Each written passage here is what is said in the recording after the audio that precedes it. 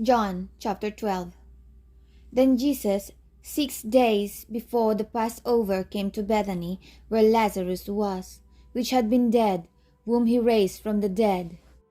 They made him a supper, and Martha served, but Lazarus was one of them that sat at the table with him. Then took Mary a pound of ointment of spikenard, very costly, and anointed the feet of Jesus, and wiped his feet with her hair, and the house was filled with the odor of the ointment. Then said one of his disciples, Judas Iscariot, Simon's son, which should betray him, Why was not this ointment sold for 300 pence and given to the poor? Then he said, not that he cared for the poor, but because he was a thief, and had a bag, and bare what was put therein. Then Jesus said, Let her alone. Against the day of my burying hath she kept this. For the poor always ye have with you, but me ye have not always. Much people of the Jews therefore knew that he was there, and they came not for Jesus' sake only, but that they might see Lazarus also, whom he had raised from the dead. But the chief priests consulted that they might put Lazarus also to death, because that by reason of him many of the Jews went away, and believed on Jesus. On the next day, much people that were come to the feast, when they heard that Jesus was coming to Jerusalem, took branches of palm trees, and went forth to meet him, and cried, Hosanna! Blessed is the King of Israel that cometh in the name of the Lord. And Jesus, when he had found a young ass, sat thereon, as it is written, Fear not, daughter of Zion, behold, thy king cometh, sitting on an ass's colt. These things understood not his disciples at first, but when Jesus was glorified, then remembered they that these things were written of him, and that they had done these things unto him. The people therefore that was with him, when he called Lazarus out of his grave, and raised him from the dead, bear record. For this cause the people also met him, for that they heard that he had done this miracle. The Pharisees therefore said among themselves, Perceive ye how ye prevail nothing? Behold, the world is gone after him. And there were certain Greeks among them that came up to worship at the feast.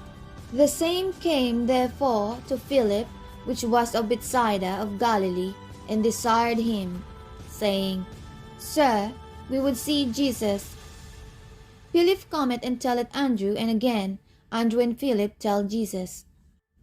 And Jesus answered them, saying, The hour is come that the Son of Man should be glorified.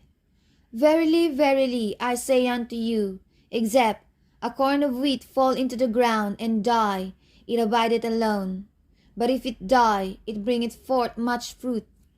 He that loveth his life shall lose it, and he that hateth his life in this world shall keep it unto life eternal. If any man serve me, let him follow me, and where I am, there shall also my servant be. If any man serve me, him will my Father honor. Now is my soul troubled, and what shall I say?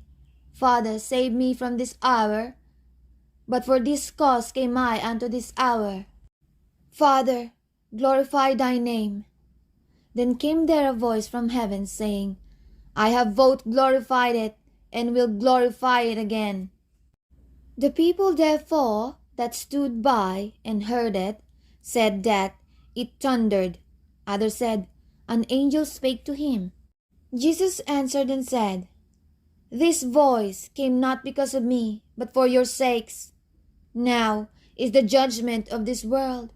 Now shall the prince of this world be cast out, and I, if I be lifted up from the earth, will draw all men unto me. This he said, signifying what death he should die. The people answered him, We have heard out of the law that Christ abideth forever, and how sayest thou, The Son of Man must be lifted up? Who is this Son of Man? Then Jesus said unto them, Yet a little while is the light with you. Walk while ye have the light, lest darkness come upon you. For he that walketh in darkness knoweth not whither he goeth. While ye have the light, believe in the light, that ye may be the children of light. These things spake Jesus, and departed, and did hide himself from them. But though he had done so many miracles before them, yet they believed not on him. That the saying of Esaias the prophet might be fulfilled, which he spake, Lord, who hath believed our report? And to whom hath the arm of the Lord been revealed? Therefore they could not believe, because that Esaias said again, He hath blinded their eyes, and hardened their heart, that they should not see with their eyes, nor understand with their heart, and be converted, and I should heal them. These things said Esaias, when he saw his glory, and spake of him. Nevertheless, among the chief rulers also many believe on him, but because of the Pharisees they did not confess him, lest they should be put out of the synagogue, for they love the praise of men more than the praise of God. Jesus cried and said, He that believeth on me believeth not on me, but on him that sent me. And he that seeth me seeth him that sent me. I am come a light into the world, that whosoever believeth on me should not abide in darkness. And if any man hear my words, and believe not, I judge him not. For I came not to judge the world, but to save the world. He that rejecteth me, and receiveth not my words, hath one that judgeth him.